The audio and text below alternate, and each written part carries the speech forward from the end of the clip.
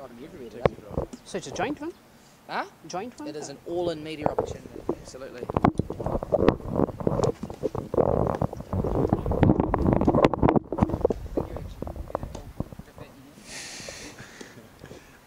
Martin, I guess you had some time in India. Did you enjoy your few weeks over there? Yeah, I did. It was really good. Part of a new franchise and a new support staff and new players to be around. So it was really good, and I really enjoyed the experience there. Yeah. I guess in terms of what you were doing over there, you didn't get that much opportunity to play. What are you doing day to day outside of that, and can you have one eye on what's coming up in England?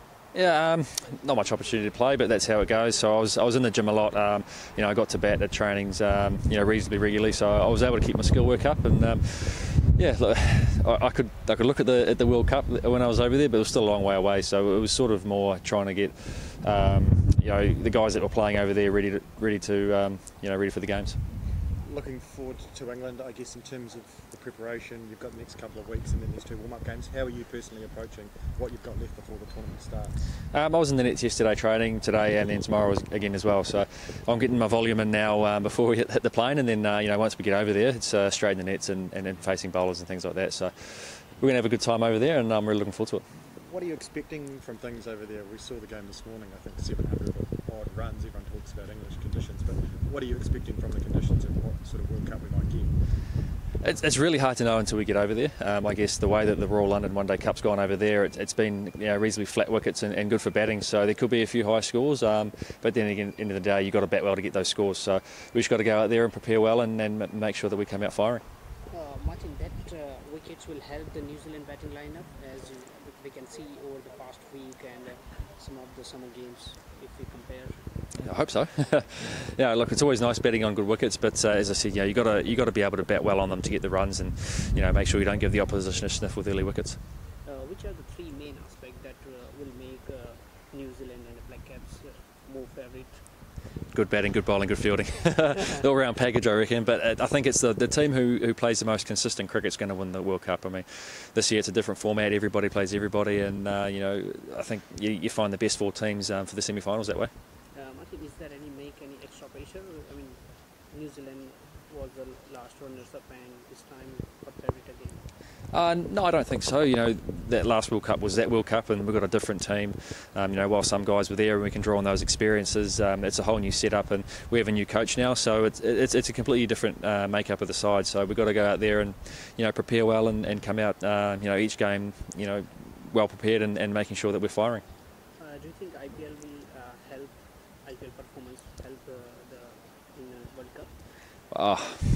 Who knows? I mean, it's a different part of the world. It's a different competition. It's a different format. So, I was very lucky and grateful to have the opportunity to play over there, and getting 3 games, was going to help me. The way I see it, any time in the middle, helps you prepare for a game.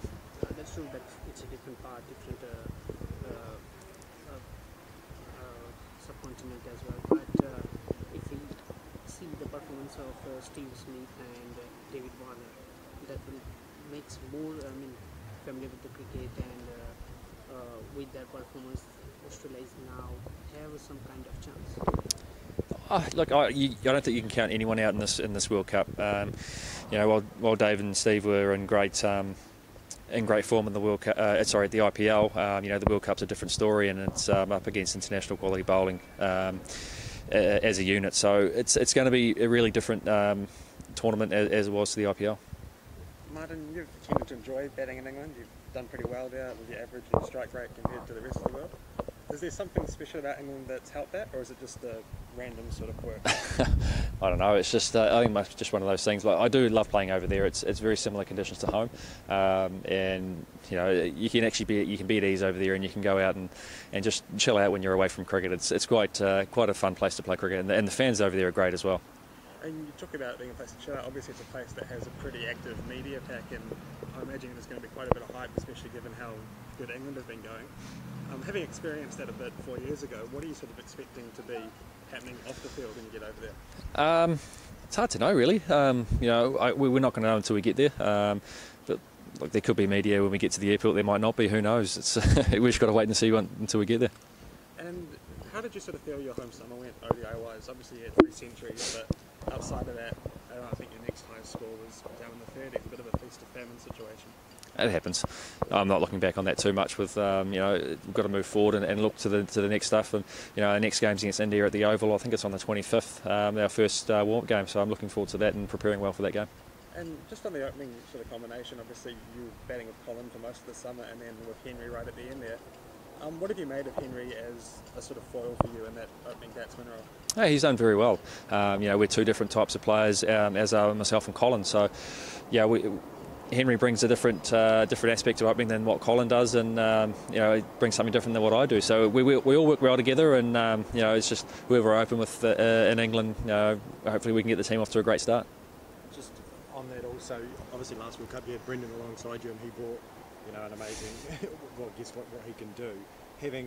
Not having Brendan there this time, how does that change things for you in that other position at the top of the order? It doesn't really change much. I mean, my role hasn't changed over the last 4 years since the World Cup, so I just got to go out there and do my thing. If it's there to hit, I'll try and hit it, and if it's not, I'll look to either block it or try and get off strike. So it sounds simple, doesn't it? But I can say it's not.